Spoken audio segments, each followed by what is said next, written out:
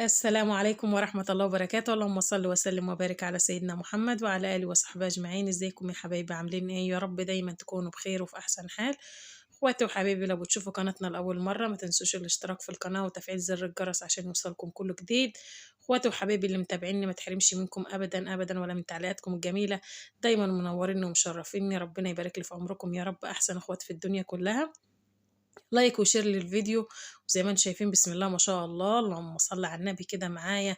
ده كربات حلو كده ما شاء الله عليه. غسلاه كويس قوي زي ما انتم شايفين بسم الله ما شاء الله، ابيض وفل اهو. غسلاه كويس ونقعته اول مره، نقعته عصرت عليه ليمون ودقيق وغسلته كويس بيهم، مرطت جسمه كويس بيهم ونقعته فيهم شوية كده على الناشف. وبعد كده حطيت له مية على الليمون والدقيق وسبته كمان يتنقع شوية، وبعد كده غسلته من الليمون والدقيق ونقعته في مية نضيفة زي ما انتم شفتوا كده. المية اللي انا كبيتها ديت نضيفة وفلة، لان منقوع كويس ومنقوع صح. وما شاء الله زي ما انتم شايفين قلبه نضيف وجسمه نضيف ما شاء الله. هغسل الحلة بتاعتي كويس قوي وهنشفها. اهم حاجة الألمونيا بالذات يا جماعة لازم نغسلها كويس قوي بالسلكة ونخليها بتبرق كده فلة، علشان الزرائق اللي بيبقى في الألمونيا ده مش ضرر علينا. ولازم نخلي الألمونيا بتاعتنا بتبرز زي ما انتم شايفين كده.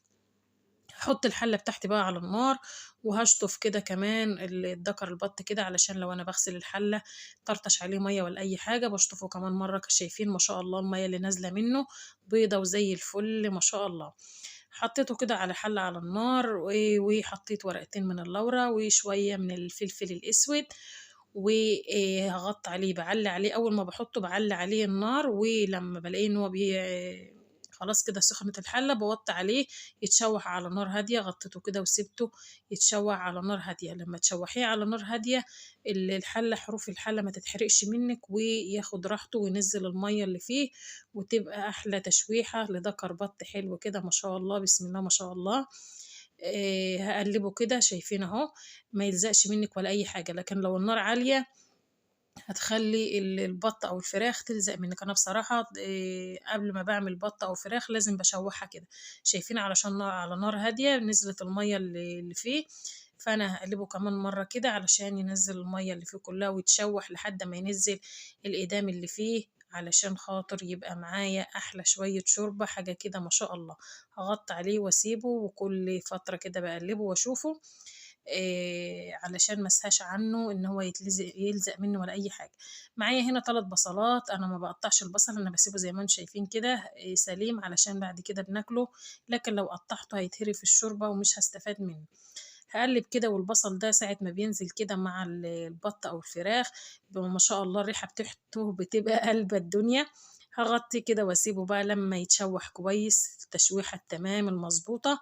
انا محضرة معايا طماطميتين ضربهم في الخلاط ومصفية البذر منهم والقشر، وبسيبهم كده على جنب لما يتشوح التشويحة الصح. وبعد كده هنشوف هنعمل ايه. زي ما انتم شايفين كده كل شويه بقلب فيه لحد ما اتاكدت ان هو ما عادش بقى فيه ميه ونشف، يا دوبك الايدام بتاعه اللي نزل. بحط كده الطماطم ما شاء الله شايفين لا فيها بذره ولا قشره ولا اي حاجه، اما بتصفيها بتديك شوربه نظيفه وشوربه زي الفل. هغطي عليه بقى واسيبه لحد اما الطماطم بتاعتي تتسبك كده ويشرب من الطماطم ومن الحاجات اللي انا حطيتها له، ورق اللورة والبصل والحاجات الحلوه ديت. بصراحه تكشف الغطا كده تشم احلى ريحه في الدنيا بحالها.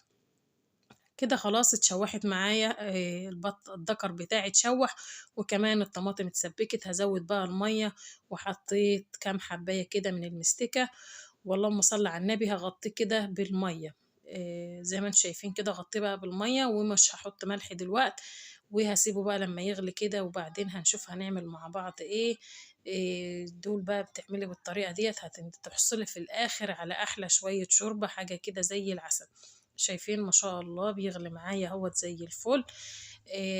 اللهم صل على النبي. وتاخدي بالك من البصل ده علشان ما يتهريش منك لما تلاقيه استوى بتشيليه، لان طبعا هو هيستوي قبل الدكر بتاعنا. البصل بيستوي قبل البط يعني، لان لو هو مع الفراخ مش هيستوي قبلها، بس البط بياخد سوا كتير. حطيت شوية من الملح وهسيبه لما يغلي كده وادوق الملح بتاعه اشوفه محتاج ولا لا. البصلة بتاعتي لقيتها لسه مش محتاجة، 5 بس كده ثواني كده وايه واطلعها تاني. هادوق الشوربة بتاعتي بقى اهيّة، وعشان أضبط الملح بتاعي علشان اللحمة بتاعة البط بتاعتي تبقى شاربة الحُدق بتاعها المضبوط، وتبقى معايا الشوربة بتاعتي مضبوطة، لقيتها محتاجة شوية حطيتهم لها، هاغطّي عليها بقى كده واسيبها على نار كده واشوف هنعمل إيه. معايا هنا بصلاية ومعايا كام فص من التوم، وعليهم شوية من الزيت كده، وهاقلّبهم بقى وهنعمل بيهم إيه، هنعمل بيهم شوية مكرونة كده جنب الدكر البط الحلو ده، وأحلى أكلة وأحلى أكلة تدفّي. هو طبعًا مش كل يوم لحمة وفراخ وبط والكلام ده، يعني في الأسبوع مرّة تبقى تمام حلوة أوي، فضل ورضا وعدل من عند الله، أكتر من كده يبقى إيه، تبتُّر. ربنا يديمها نعمة علينا وعليكم يا رب العالمين. هاقلِّب بقى البصلة والتوم كده لحد أمّا ياخد معايا لون، ومش هاسهى عن الحلة بتاعتي باشوفها على طول. آآ اللهم صل على النبي، معايا هنا كمان البصلة أخدت اللون ده، مش عايزة أغمّق أكتر من كده. هاحُط بقى هي عشان بصلة حمرا فاحمرِّت بسرعة. هاحُط الصلصة بتاعتي لو عندِك طماطم ماشي، بس أنا حطيت صلصة وهاقلّبها كده وهاحُط لها شوية من السُكّر علشان الحموضية بتاعة الصلصة، وهاقلّبها بقى وهاحُط لها كمان مكعب مرقة دجاج، وما شاء الله هيبقوا أحلى شوية مكرونة وهتشوفوهم هتبقى المكرونة بالحبّاية. حطيت مكعب مرقة وحطيت شوية فلفل أسود، وطبعًا الصلصة ومعلقة بهارات، الصلصة ما بتعوزش تتسبِّك ولا حاجة لإن هي متسبِّكة تمامًا. سِبتها بقى ركنتها على جنب ونشوف الدَكَر بتاعنا استوى والّا لأ، حطيت هنا حتّة من السمنة الفلاحي، السمنة البلدي الفلاحي كده، بتدّي للشوربة طعم وبتخلّيها زي العسل. اللهم صل على النبي، هادوق الملح بتاعنا تاني ولو لقيته محتاج أحط له، مش محتاج يبقى كده فُلّة، لإنه طبعًا لازم نضبّط الأكل بتاعنا ويبقى مِيّة، مِيّة. كده زي ما أنتم شايفين على العين التانية حطيت حلة فيها شوية مَيّة وحطيت ورقتين لورا وشوية ملح، وهاغطّي عليها واسيبها عشان تغلي، ديّة لإيه، ديّة للمكرونة نسلُق فيها المكرونة. بضهر المعلقة كده وباشوف الدَكَر بتاعي استوى والّا لأ.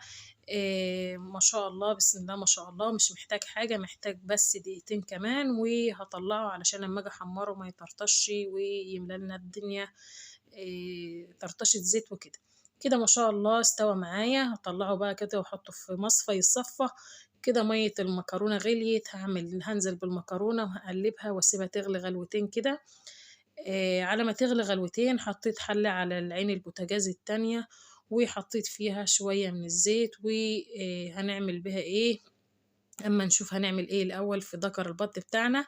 قلّبت المكرونة كده مش هاسهى عن الحاجة، أي حاجة أنتِ حاطّاها ممكن أنتِ تشغّلي ال4 عيون بس إيديكِ تكون في اللهم صل على النبي، في الحِلَل بتاعتِك ما تسهيش عن أي حاجة، تبقي شغّالة هنا وهنا. حطيت شوية شعرية على الزيت جِبت هنا الدَكَر البط دهنته الأول من الناحية التانية، من الناحية اللي هي على الصينية، وبعد كده قلبته دهنته من الناحية ديّة، دهنته بإيه، دهنته بمعلقة صلصة وعليها معلقة زيت، ودهنته كويس كده زي ما أنتم شايفين، وهاحمّره تحت الشواية في فرن البوتاجاز. يبقى أنا دهنته من ناحيتين، ولمّا آجي أحمّره هاقلبه ياخد لون من الناحية دي، وارجع تاني أقلبه ياخد لون من الناحية التانية. هاحطه بقى تحت الشواية ومش هاسهى عنه، هابُص عليه كل شوية، وكمان بابُص على الشعرية بتاعتي علشان ما انساهاش وتلسع منّي، تبقى فيها حتت غامقة أوي وحتت فاتحة، لازم ناخد بالنا من كل حاجة. المكرونة بتاعتي استوت ما شاء الله، ومش باسوّيها للآخر علشان هي بتستوي كمان من البخار اللي بيطلع من الصلصة لمّا بتحطّيها على النار. هاحطّها كده وهاقلّبها الصلصة بتاعتي ما شاء الله، شايفين بقى ورقة لورا كده في التسوية بتخلّيها ريحتها جميلة وزي الفل مع مكعب المرقة. زي ما أنتم شُفتوا يطفي المكرونة وبارجع بسرعة على الشعرية، يعني مش استنى لمّا أقلّب المكرونة وأشوف الصلصة بتاعتها اتقلّبت كويس والّا لأ، تكون الشعرية اتحرقت منّي. اللهم صل على النبي، لو وصلتوا معانا لحد هنا لايك وشير للفيديو، أحلى أخوات في الدنيا كلها. قلبت الشعرية بتاعتي ورجعت للمكرونة، وقلبت المكرونة ورجعت للشعرية. هي حاجة تغبل ماشي، بس علشان خاطر ما فيش حاجة تتحرق مني. الشعرية بتاعتي كده خدت اللون اللي أنا محتاجاه، هانزل بقى عليها بالرز وهاقلبه كويس لحد أمّا أتأكد إن كله متقلب زي بعضه، مش إن هي الشعرية في قعر الحلة. والرز عليه شعرية خفيفة وبقية الشعرية في القعر بتاع الحل. قلبته كويس كده وهغطيه بقى، طبعا كل رز بيختلف عن الرز التاني في كمية المية اللي بياخدها. طبعا أنا الرز بتاعنا ده من أبو حباية عريضة وعارفة المعيار بتاعه، علشان كده بحط كده بالبركة يعني بالنظر، وبعرف هو بيعوز مية قد ايه. هقلب كده واحط له الملح بتاعه بقى واغطي عليه واسيبه عشان يتشرب، يغلي الاول وبعد كده يتشرب. شفتوا كده شوية الملح اهو، وهغطي عليه بقى واسيبه كده على العين على نار عالية لحد اما لقيته نشف من المية، وطيت عليه واتشرب وقلبته ما شاء الله استوى معايا وحبيته مفرفرة. وكمان المكرونة ما شاء الله استوت معايا، هي شايفين بسم الله ما شاء الله الحباية بحبايتها، لا معجنة ولا اي حاجة ما شاء الله، ولونها حلو زي العسل. شايفين اللون بتاعها؟ لا الطماطم بتاعتها او الصلصة بتاعتها كتير ولا ان هي قليلة ما شاء الله. دقتها كده لقيت الملح بتاعها مظبوط كده تمام. الاكل بتاعنا استوى، نغرف بقى مع بعض. غرفنا هنا اللهم صل على النبي المكرونه وحطيت عليها دكر البط كده. طبعا انا بحاول على قد ما اقدر اختصر علشان خاطر وقت الفيديو. زي ما انتم شايفين كده الرز بتاعنا مفرفر ما شاء الله. لان انا ظابطه الميه بتاعته، كل رز بياخد ميه زي ما انت عارفه نوع الرز بتاعك بتحط له الميه، لان الرز الرفيع بياخد ميه كتير عن الرز العريض، ما بياخدش ميه كتير زي الرز ابو حبايه رفيع. وما شاء الله شايفين الشوربة بتاعتنا لونها زي العسل، لونها جميل. مش شرط بالكترة أو إن أنت تعملي كمية كبيرة أو تملي حلة الشوربة مية، بتيجي تشربيها بتلاقيك بتشربوا مية. ما بتكون الشوربة شوية صغيرين يعني على قد كده بتبقى مركزة ويبقى طعمها زي العسل. زي ما انتوا شفتوا كده معانا الاكل بتاعنا هوت، وفضل ورضا من عند ربنا. طبعا احنا مش بنعمل دي كل يوم ده. هو كده كان ده كربط عندنا قلنا نفرح بيه العيال. وشايفين ما شاء الله لون المكرونة ولون التحمير بتاع البط، وكمان لون الشوربة حاجة زي العسل بسم الله ما شاء الله. فضل وعدل ورضا من عند الله، الحمد لله على كل حال. كده معدية وكده معدية، يوم حلوة ويوم بسيطة ما فيهاش أي مشاكل. أهم حاجة الستر والصحة من عند ربنا، مش بالأكل مش بأي حاجة، وإن شاء الله تعدي وإن شاء الله تبقى زي الفل. ربنا يصلح حالنا وحالكم ويوسعها علينا وعليكم وعلى المسلمين، ويرزقنا ويرزقكم ويرزق المسلمين، ويجعل أيامكم كلها خير وسعادة وبركة. اللهم آمين يا رب العالمين. لو وصلتوا لحد هنا ما تنسوناش في لايك وشير للفيديو، والسلام عليكم ورحمة الله وبركاته.